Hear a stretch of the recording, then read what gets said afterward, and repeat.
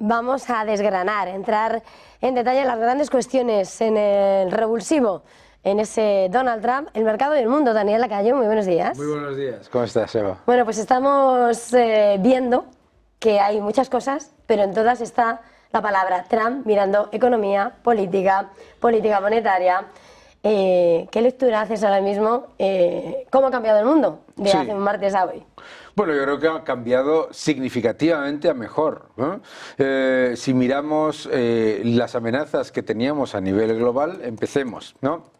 La decisión por parte de los gobiernos de los estados desarrollados de intentar crujir a impuestos a todo el mundo de manera concertada. Bueno, pues ya de entrada, el que haya un país, Estados Unidos, que empiece a contener esa voracidad fiscal es muy importante. Por ese lado, ganamos todos. También ganamos todos por el lado de la libertad de expresión, la defensa de la libertad de expresión por encima de todo. Y luego, desde el punto de vista de la economía, no se para de hablar del tema de los aranceles, como si esto fuese una novedad. Yo estoy en esto alucinando, ¿no? Es que vuelven los aranceles. ¿Cuándo se han ido los aranceles, ¿no? Entonces, lo que tenemos que entender es que Trump es un negociador y que lo que no se puede hacer es que la Unión Europea ponga cada vez más trabas a las exportaciones de Estados Unidos vía la excusa medioambiental, una regulación completamente imposible de cumplimentar, una fiscalidad completamente extractiva e incluso la prohibición. Entonces, lo que Donald Trump va a hacer va a ser negociar, y va a ser negociar con un puño encima de la mesa. Acabáis de mostrar con China, que China tiene un superávit comercial de más de $1 billón. Bien, la inmensa mayoría de ese superávit comercial viene de Estados Unidos.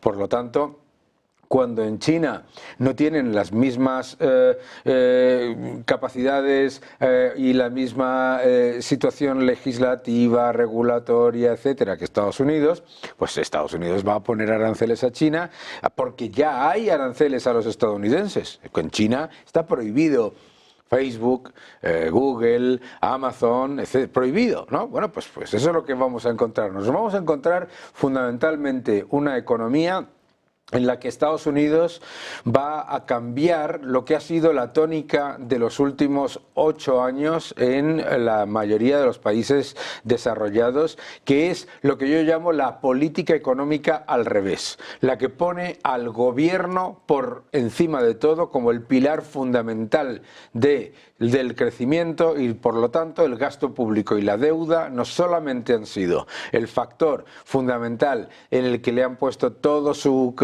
interés los gobiernos, sino que han dejado atrás a la inversión productiva, al sector privado, a las familias, y por supuesto nos han dejado este agujero de inflación absolutamente tremendo. Por lo tanto, políticas que van a reducir la inflación, políticas que van a forzar a negociar para mejorar la situación comercial de Estados Unidos, y políticas que van a limitar el expolio fiscal a todos. De todas formas, en esa lectura, hace una semana, cuando decían las encuestas no se sabe quién va a ganar, no debían preguntar demasiado bien o no se debía contestar demasiado bien, se decía que ambos candidatos todo lo que llevaban eran propuestas de gasto público, y en cualquiera de los dos casos se veía ese aumento del déficit, ese aumento de la deuda, y de alguna manera Estados Unidos sigue yendo hacia esa dirección. No sé hasta qué punto, con las promesas de Donald Trump, ese horizonte crees hasta qué punto iba a ser diferente, pero sobre todo va a tener que preocupar. Bueno, vamos a ver, yo creo que es que era lo que ha pasado en las últimas semanas, particularmente de la campaña, es que se han repetido un montón de mentiras económicas, un montón. Número uno, que los aranceles van a aumentar la inflación. Los aranceles no suben la inflación ni causan la inflación. Los aranceles, en el peor de los casos, pueden hacer que los precios de algunos productos unitarios suban si esos productos tienen una demanda inelástica y además producción 100% en el extranjero, cosa más bien casi muy anecdótica. pero no suponen más cantidad de dinero en el sistema, y tenemos la historia de toda la economía global y también del 2016 al 2021 que los aranceles no aumentan la inflación. Por lo tanto, esa es la primera y más evidente. Lo que aumenta la inflación es disparar el gasto público y disparar el déficit en un periodo de crecimiento, es decir, recalentar la economía, que es lo que ha hecho Biden y Harris, y recalentar la economía en un periodo que ya estaba en crecimiento porque ellos llegaron en medio de la recuperación en enero de 2021. Pero yo creo que también es importante lo que tú acabas de decir. Es que gane Harris o gane Trump, se va a disparar la deuda y va a aumentar el déficit. ¿De dónde ha salido eso? ¿De dónde ha salido eso?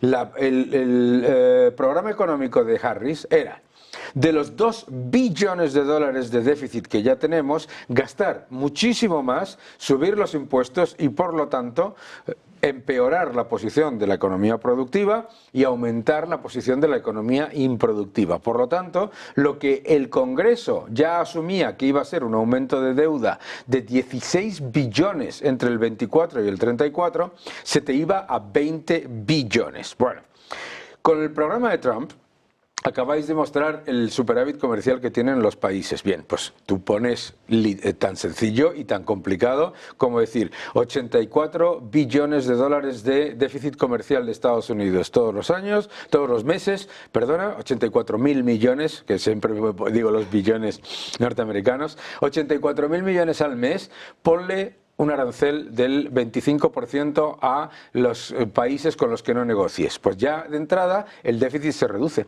Simplemente con eso el déficit se reduce. Segundo, las bajadas de impuestos, ya se demostró entre el 2016 y el 2021 que se llegó a ingresos récords, por lo tanto también eso apoya.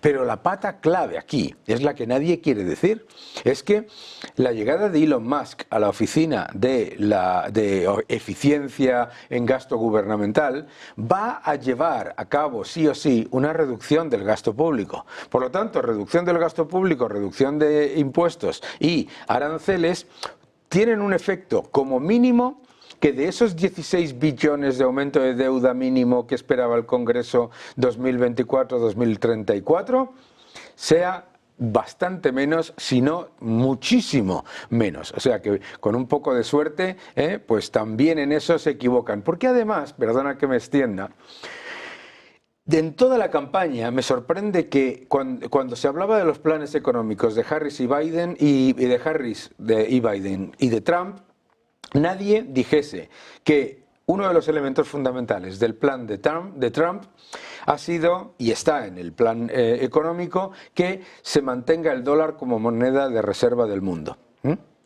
¿Y la gente de qué se cree que es eso?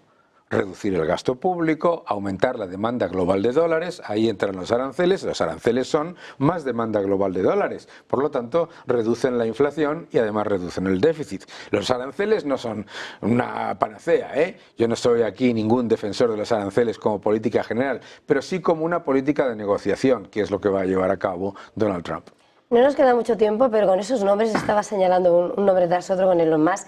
Llega otra batalla que es la de Trump y Powell. Sí. Powell ha dicho que no se va a ir o que le quieran quitar. El Wall Street Journal señalando cómo podría ir a pelear con él directamente en los tribunales.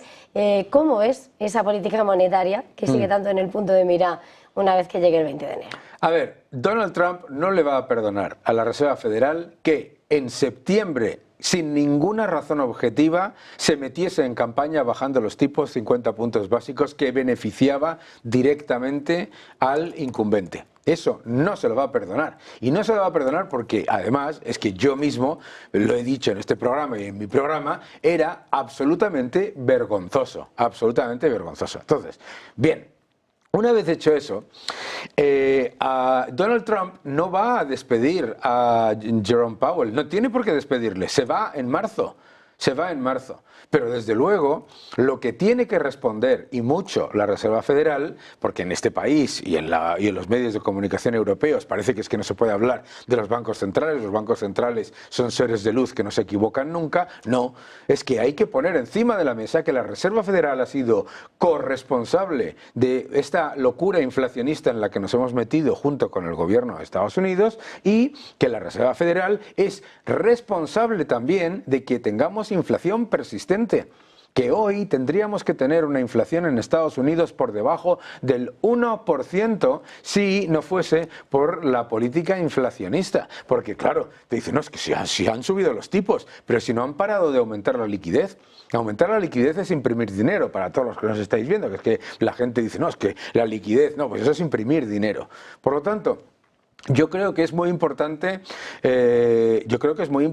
que empecemos a tener en cuenta que no puedes tener una reserva federal en la que, según me comentaba mi buen amigo el doctor Steve Hanke, el 80% de los economistas de la Reserva Federal son demócratas. Entonces, ¿por qué tienes que tener una Reserva Federal que cuando hay un gobierno republicano es muy dura y hay que ser muy ajustados y hay que ser muy hawkish y todo esto, y cuando es un gobierno demócrata hay que retrasar las subidas de tipos, hay que bajar los tipos antes de las elecciones?